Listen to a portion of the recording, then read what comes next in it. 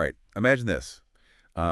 You've spent 24 years in the British Navy, but you've never actually seen a fleet in action. Oh, wow. And then suddenly you're thrust into your first real battle. Yeah. Talk about pressure. Right. Talk about trial by. Trial by fire? That's exactly what happened to Horatio Nelson in 1795. Wow. And it was just the beginning of this incredible journey. Yeah. Today we're going to dive deep into Nelson's early years, Okay. exploring the experiences that shaped him Right. into the legendary admiral that we know today. And we'll be using the podcast, The Rest is History, Yes. as our guide. Exactly. And their series on Nelson, Hero of the Seas. I love that book, yeah. Fantastic book, yeah. So think of this as your shortcut to understanding what made Nelson tick, from his early commands to his first taste of glory, and even some of the challenges he faced along the way. Yeah. I think you'll find it pretty insightful. For sure. Especially if you're interested in leadership, ambition, or just how things worked in the Navy back in the Age of Revolutions. Oh, absolutely. So to grasp Nelson's journey, we need to kind of set the stage. Okay. It's 1793. Yeah. And Britain finds itself at war with revolutionary France. Right. A conflict that, at least initially, the British seriously underestimated. Yeah, it's easy to forget how radical the Yeah. French Revolution was. Yeah. It really sent shockwaves through Europe. Absolutely. And the British, like many others, Yeah. misjudged the fervor Yeah. and just the sheer determination of these revolutionaries. The British did have a bit of a secret weapon, though, right? The Royal Navy. They did. Yeah, the Royal Navy was Britain's primary tool. Yeah. The largest and most powerful navy in the world at that time. Yeah. And it all rested on the skill of their captains, well-trained crews, and of course, a steady supply of ships. So that brings us to our main man, Horatio Nelson. Okay. At 34 years old, he's already a captain. Right. But what really stands out even back then is his unwavering self-belief. He had almost this, like, Churchillian level of confidence. It's remarkable, Yeah. and this confidence is really on full display when Nelson takes command of the Agamemnon. Okay.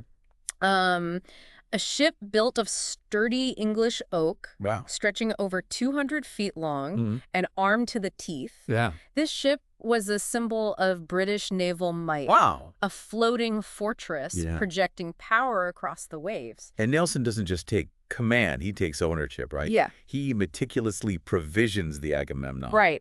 He understood that a happy and healthy crew is a strong crew. For sure. He knew that preventing scurvy was crucial, Right. which is why he made sure his men had a steady supply of citrus fruits. That's actually where we get the term limey from. I was going to say. For the British. There you go. Yeah. Little history fact for you right there. Yeah. But it wasn't all about lemons and limes, though, right? Right. Nelson also made sure that his crew had plenty of prayer books and hymnals on board. Whoa. He was a vicar's son, remember? Faith and community were important to him, Right. especially in the face of war. Yeah. It really gives us a glimpse into his character, right? Yeah. A man of action, yes, Yeah. but also of deep conviction. Yeah. He assembled a really diverse crew, including his 13-year-old stepson, Josiah. Now, about Josiah, Yeah. it seems he wasn't exactly the most Competent. competent sailor. That's putting it mildly. Strong and enthusiastic, sure, but Yeah. maybe not the sharpest tool in the shed. Accounts suggest that Josiah was more of a hindrance than a help. Really? But his presence on board does highlight Nelson's sense of duty Oh. and perhaps just a touch of nepotism as well. You win some, you lose some. Family is family. Right, exactly. So the Agamemnon eventually joins Admiral Hood's squadron in the Mediterranean. Okay. And their mission is to support their allies and contain the French. Right. Think of it as a giant game of naval chess with the Mediterranean as the board. Yeah, good analogy. And the most important piece on that board, Yeah. the French naval base at Toulon. Toulon, exactly. So Toulon, this is where things get really interesting. Right. Hood manages to negotiate a deal with the royalists in Toulon. Now, these royalists were French citizens who remained loyal to the monarchy Got it. and opposed the revolution. Okay. They saw the British as allies against the revolutionaries who had taken control of the government. That makes sense. Yeah. So they agreed to hand over Toulon to the British in exchange for protection. What a coup. It was a major strategic victory for the British. Yeah. Denying the French their most important Mediterranean port was a huge blow. Of course, they needed to keep those supply lines open. Of course. And that's where Nelson comes in. Okay. He sent to Naples a key British ally to secure supplies. Okay. And Naples was ruled by the rather eccentric King Ferdinand and his powerful wife, Maria Carolina. Who absolutely despised the French revolutionaries. Well, she had good reason to, considering her sister was Marie Antoinette. That's right, yeah. Ooh, can you imagine the family drama? I can only imagine. But under Maria Carolina's influence, Naples became a staunch supporter of the British cause. So, picture this. Nelson arriving in this vibrant, chaotic city. Right. A far cry from his English upbringing. Yeah. And it's there that he meets Sir William Hamilton, Okay. the British envoy, and his captivating wife, Emma. Ah, the Hamiltons. Yes. Sir William, a scholar and diplomat, and Emma, a woman of humble origins who rose to become a society icon. Their relationship with Nelson would become, well, the stuff of legends. Yes, juicy stuff. But that's a story for another time. That's a story for another time. But as things are heating up in Naples, there's a major development back in Toulon. Oh! Yeah, the city falls back into French hands, and the architect of this victory, none other than a young artillery officer named Napoleon Bonaparte. Napoleon, The name sends chills down your spine. Yeah, talk about a name that sends chills down your spine. Yeah. It's amazing how history hinges on these pivotal moments, often shaped by just a few key individuals. It's like a historical drama unfolding in real time. Absolutely. So the loss of Toulon was a significant setback for the British. It was. But they quickly shifted their focus to Corsica. Okay. Aiming to establish new base there. Right. And guess what? What?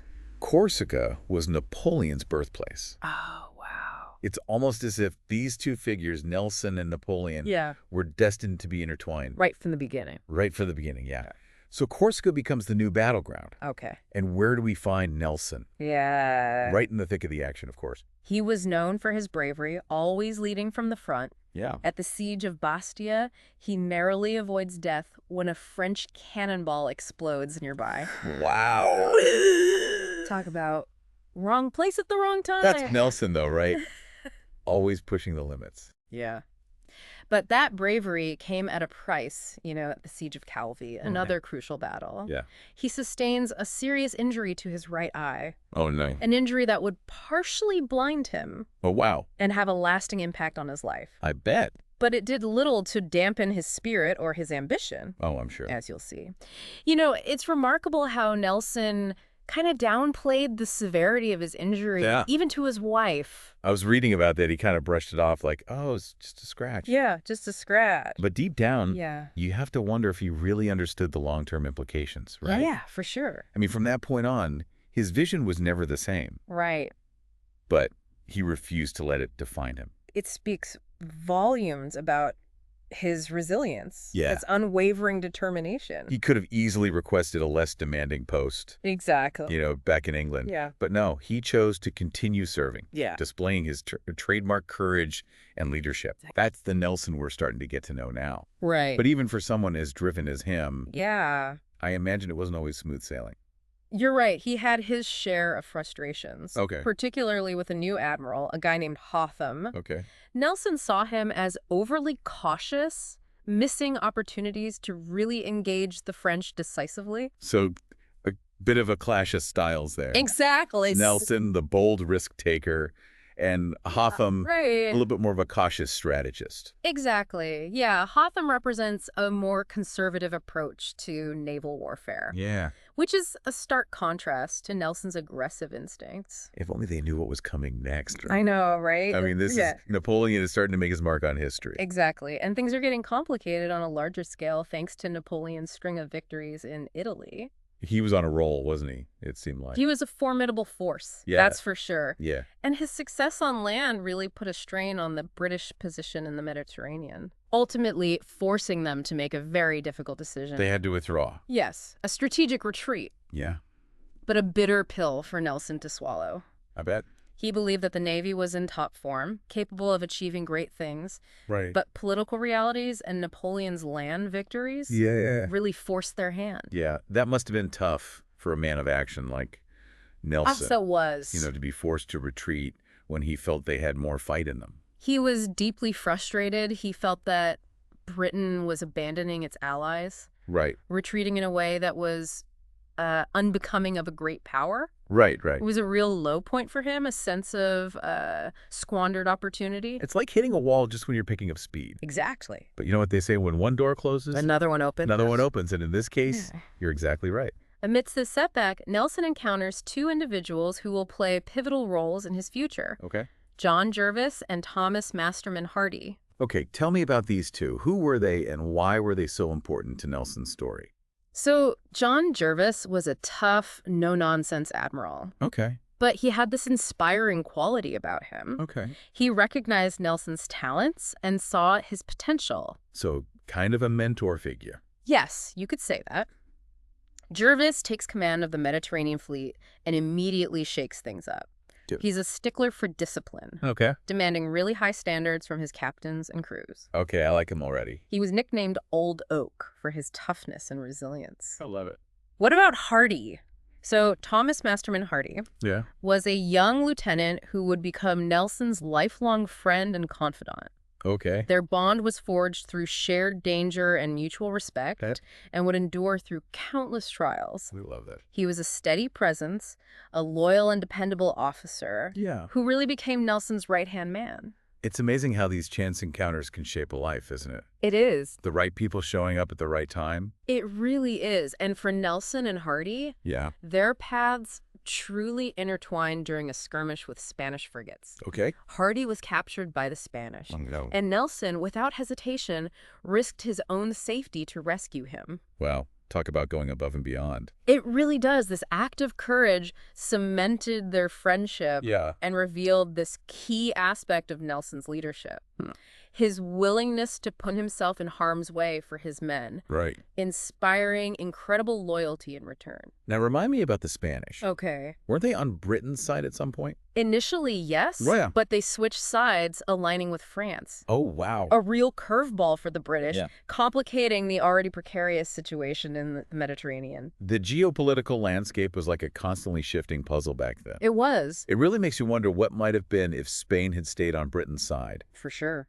But with Napoleon's advances in Italy, Jervis received orders to withdraw from the Mediterranean. A strategic retreat, abandoning Corsica and heading for Gibraltar. Yeah. It was a blow to British pride and prestige. It was. Imagine the mood on those ships. Yeah. Retreating after fighting so hard. I know. But even amidst this setback, there was a feeling that something significant was brewing on the horizon. As they sailed through the Straits of Gibraltar, they received intelligence that the Spanish fleet was on the move, potentially heading to link up with the French.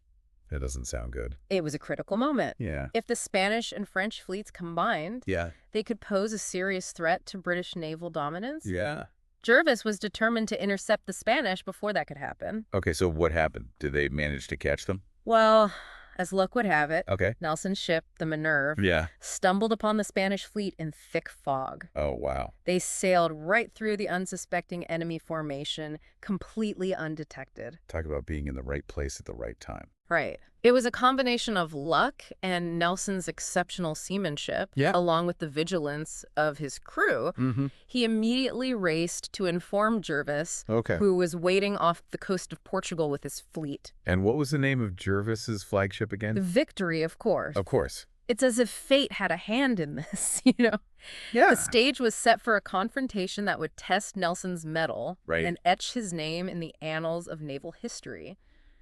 The Battle of Cape St. Vincent. So picture this. It's Valentine's Day, 1797. Right. Not exactly a day for romance. Oh, this time. At least for the British and Spanish fleets about to clash off the coast of Portugal. Indeed, the Battle of Cape St. Vincent would become a brutal testament to just the reality of naval warfare in that era. And the odds weren't exactly in Britain's favor, were they? Not really. I mean, the Spanish outnumbered them, 27 ships to 15. You're right, but Jervis, never one to shy away from a challenge, was determined to press the attack. Yeah. He saw an opportunity to divide the Spanish fleet and exploit their lack of coordination. And this is where Nelson's intuition and tactical brilliance really shine. Absolutely. Yeah. Nelson's ship, the captain, was at the rear of the British line. Okay. But he recognized that the key to victory lay in disrupting that Spanish formation. Right. So he did something incredibly bold. He disobeyed orders. Hold on. Disobeyed orders. He did. That's a risky move, especially in the Navy. It was a huge gamble. Yeah. He broke from the line of battle, Okay. sailing directly into the path of these advancing Spanish ships. So he's exposing his ship to concentrated fire from multiple enemies.